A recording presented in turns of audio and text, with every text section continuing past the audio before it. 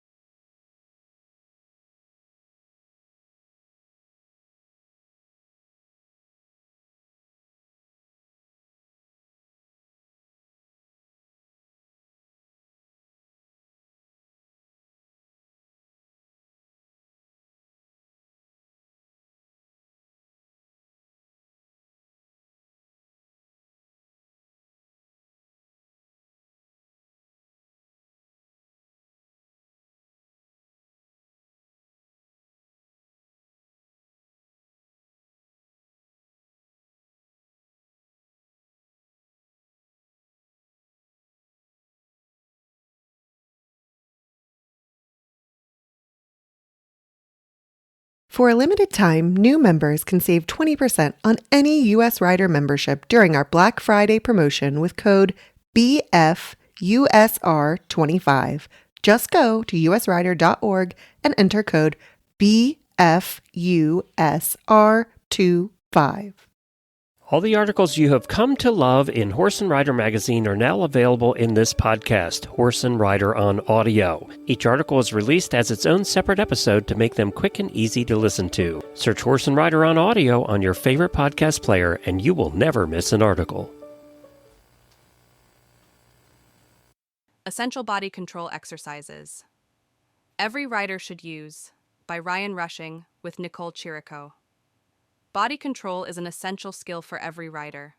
The more you can influence your horse's movements, the greater overall control you'll have. That control gives you the tools you need to handle challenges. Whether you're approaching a spooky obstacle on the trail and need your horse to move his feet, or you need the finesse to compete in an event like reining. These tools in your toolbox are going to be applied differently depending on the day and what your horse is struggling with. One day, you might be struggling with your turn and have to work on fixing a shoulder.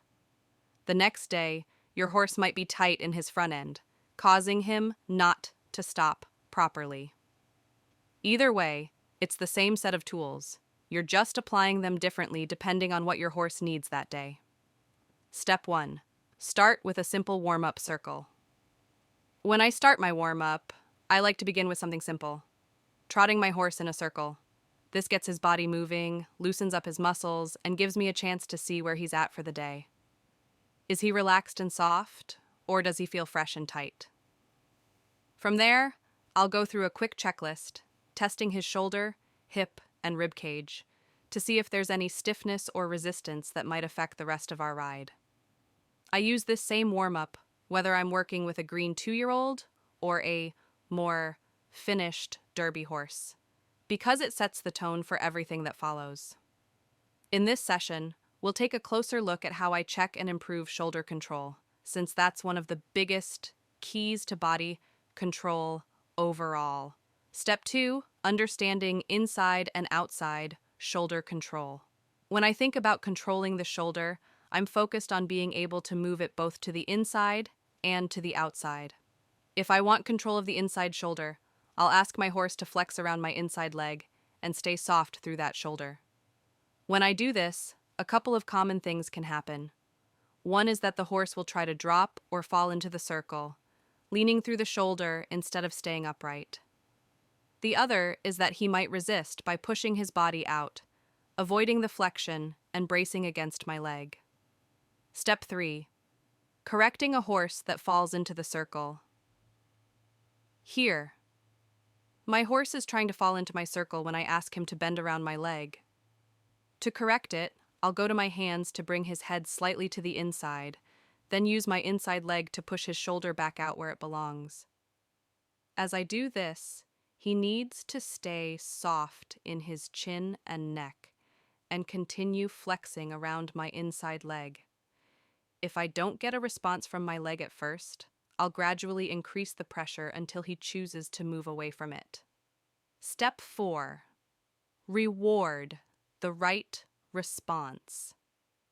The moment I feel my horse give to the pressure, move away from my leg, and start to flex around that inside leg, I'm going to release and let him trot around on a loose rein for a couple of strides.